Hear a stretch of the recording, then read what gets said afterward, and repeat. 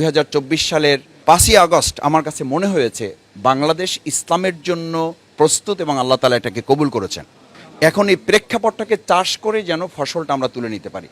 আসসালামু আলাইকুম ওয়া রাহমাতুল্লাহি ওয়া বারাকাতুহু।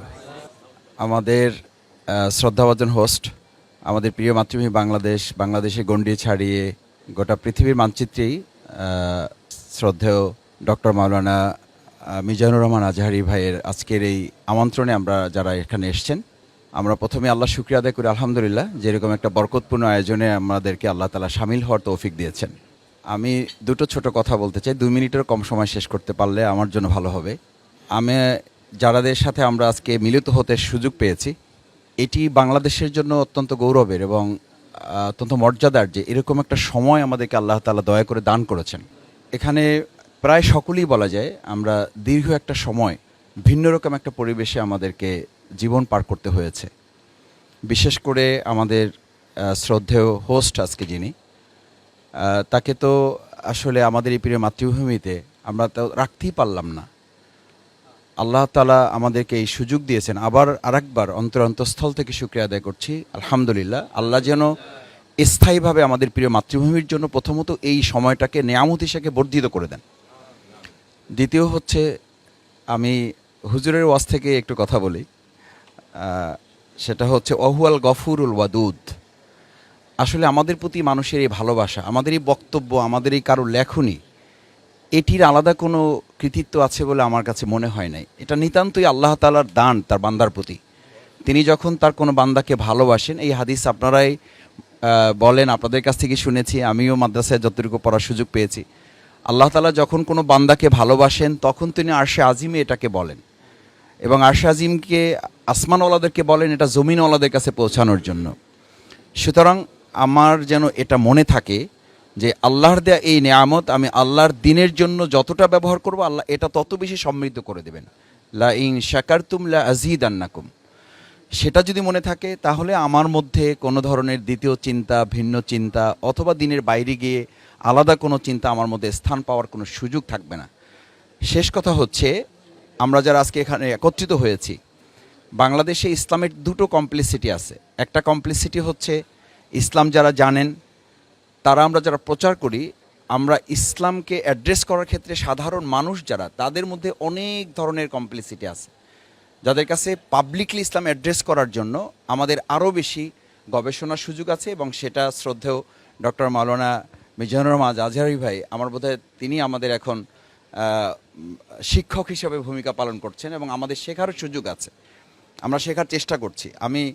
আমার 95 বছর বয়সের মা বাড়িতে আছেন, খুব ভালো কথা বুঝতে পারেন না, এই ইউটিউব ওপেন করলেই বলেন যে আমার ওই ছেলে একটা আছে না, আজহারি ছেলের ওয়াজটা একটু দাও।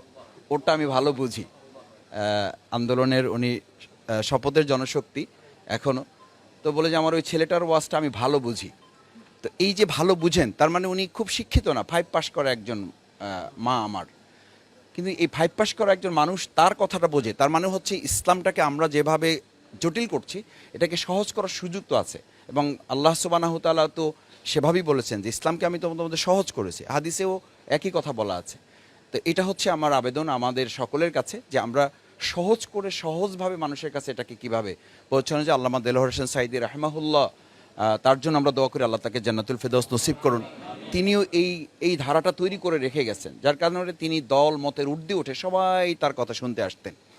লাস্ট কথা হচ্ছে যে বাংলাদেশের এখনকার পার্সপেক্টিভটা আসলে হচ্ছে জেনারেশন টু জেনারেশন যে চেঞ্জ হচ্ছে, যেটা হুজুরের আমি শেষ কথায় এসে শুনতে পাচ্ছিলাম, জেনারেশনকে কভার করার জন্য আমাদের ইসলামাইজেশনটাকে মডার্ন টেকনোলজির সাথে যদি অ্যাডজাস্ট করার ক্ষেত্রে আমরা ইসলামকে আবার পিছনে ফেলে রাখি। আমি কোথাও দেখি যে মাদ্রাসায় ব্যানার টানানো আছে, আমি আজকেও প্রেস ক্লাবে একটু আগে কথা বলে এসেছি যে ইসলাম ও আধুনিকতার সমন্বয়।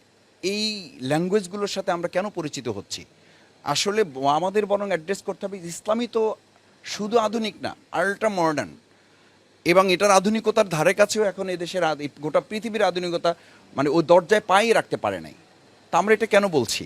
অথচ এইটাই কিন্তু মাদ্রাসায় আমরা শিখে আসছি, আমাদেরকে শেখানো হয়েছে। এখন ভালো ভালো মাদ্রাসা যারা তৈরি করছে যে আমরা বিজ্ঞান এবং ইসলাম শিখাচ্ছি, এটাও কিন্তু বলা হচ্ছে, অথচ ইসলাম হচ্ছে সবচেয়ে বড় বিজ্ঞান। তো সেই জায়গাটা আমরা যদি অ্যাড্রেস করতে পারি এই জেনারেশনের কাছে, 2024 সালের 5ই আগস্ট আমার কাছে মনে হয়েছে বাংলাদেশ ইসলামের জন্য প্রস্তুত এবং আল্লাহ তাআলা এটাকে কবুল করেছেন।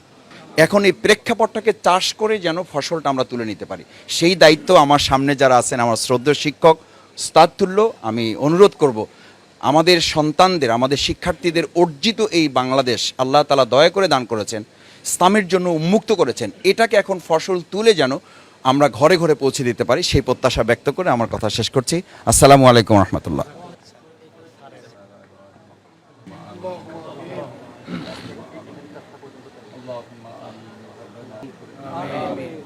আল্লাহ আজকের আয়োজন কবুল করেন।